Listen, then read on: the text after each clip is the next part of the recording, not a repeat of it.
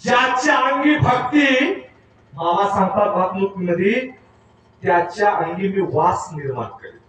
बघ भक्तीनं जर एक थेंब जर माझ्या भगवंताकडे अमृताचा मोगा आहे, अमृताची घागर आहे, एक एक थेंब जरी घेतला तर ती मामाची अमृताची घागर कधीच संपणार नाही, असं महत्व आहे.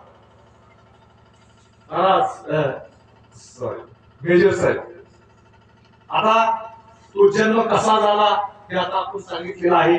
कलियुगासाठी या तुम्हाला सर्वांसाठी झाला. आता तो कुणाच्या कुळामध्ये झाला हे सुद्धा मेजर साहेब सांगतायत.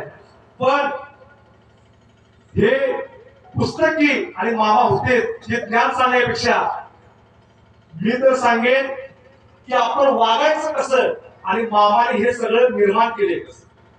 बघा हे झालं महत्व. आता